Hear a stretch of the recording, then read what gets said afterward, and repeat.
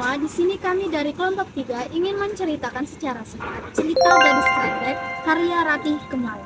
Novel Gadis Kretek ini tidak hanya menceritakan tentang romansa, tetapi juga kental dengan nuansa Indonesia yang mengangkat budaya Jawa. Novel ini termasuk sejarah fiksi karena novel ini menceritakan bagaimana perkembangan industri rokok di Indonesia sebelum, sesaat, dan sesudah Indonesia merdeka. Indros Moria merupakan seorang buruh giling yang kerjanya hanya melinting. Ia tidak bisa baca tulis. Ia jatuh cinta kepada seorang gadis yang merupakan anak dari juru tulis yang bernama Rumaisa. Sebagai anak juru tulis, tentu saja kehidupan Rumaisa jauh lebih sejahtera dibanding Idrus Moria yang merupakan hanya seorang buruh giling.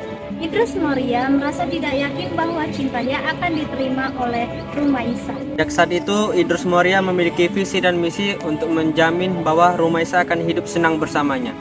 Teman Idrus Moria ternyata juga mengincar Rumaisa, lelaki itu bernama Sujagat. Idrus Moria belajar untuk membaca tulis agar ia tidak selalu buta membaca dan menulis. Ia belajar melalui Pak Trisno yang sudah dianggap dia sebagai orang tua sendiri. Ia juga mengembangkan usahanya dengan membuat kelobot. Dengan segala usahanya, akhirnya Idrus Moria menikahi Rumaisa dan memiliki 2 putri yang bernama Dasyah dan Rukia. Dasyah mempunyai usaha rokok yang diberi nama Rokok Gadis.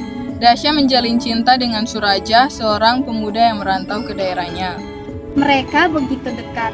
Suraja sengaja membantu Dasyah dalam mengelola dan mengembangkan perusahaannya. Rahasia pembuatan Rokok Gadis pun sudah tidak dirahasiakan Dasyah kepada Suraja, seorang pemuda miskin.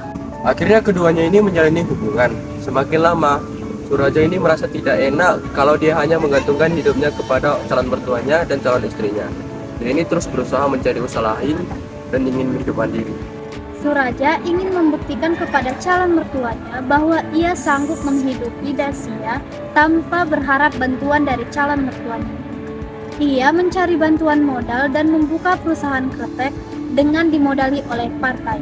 Suraja ini berhasil dengan usahanya dan dia memberanikan diri untuk melamar Dasyah. Dan tentu saja orang tua Dasyah ini setuju dan mereka langsung menentukan tanggal pernikahannya. Tiba-tiba datang segerombolan TNI yang ingin menangkap orang-orang yang terlibat PKI. Suraja melarikan diri dan ia kabur ke kota Kudus. Namun saat di kota Kudus, Suraja jatuh cinta dengan Pewanti yang merupakan anak dari Sujagat, pesaing bisnis ayahnya Dasyah. Ini akhirnya berhasil membuat sebuah perusahaan kretek dan dia ini bekerja sama dengan Sujagat. Dan mereka berdua ini menamai perusahaan itu dengan nama Kretek Sujagat Raja. Dengan alasan keamanan, Suraja juga memutuskan hubungannya dengan Dasyah. Ia juga mengumumkan tanggal pernikahannya dengan Purwanti. Mereka dikaruniai 3 anak, yaitu Tegar, Karim, dan Lebas. Di akhir hayat Pak Suraja sekarat dan sebelum ajal menjemputnya, ia menyebut satu nama wanita yang bukan merupakan istrinya, yaitu Jumya. Ketiga anaknya yang merupakan pewaris kretek Jagat Raja Gunda dan sang ibu yang terbakar api cemburu, terlebih lagi permintaan suaminya itu ingin bertemu dengan Jumya.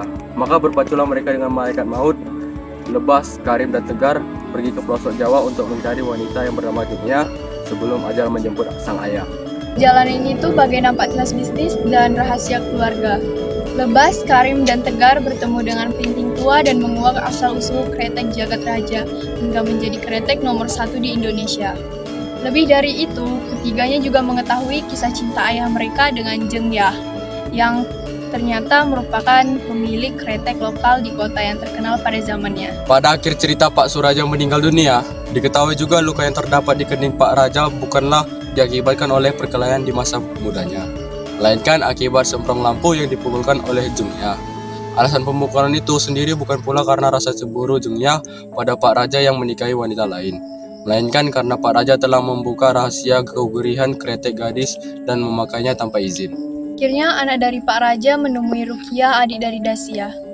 Mereka menyampaikan permintaan maafnya kepada Rukia atas perbuatan bapaknya yang telah membocorkan rahasia perusahaan kretek gadis, dan mereka berniat baik dengan membeli hak cipta perusahaan kretek gadis seharga 1 miliar dan Rukia pun menerimanya. Dari cerita novel Gadis Kretek ini, nilai yang dapat diambil adalah nilai moral seperti nilai memberi pertolongan pada orang lain, jujur, bertanggung jawab, mandiri, dan lainnya. Sekian cerita singkat tentang gadis kretek yang dibawakan oleh kelompok kami. Mohon maaf jika ada kesalahan. Terima kasih.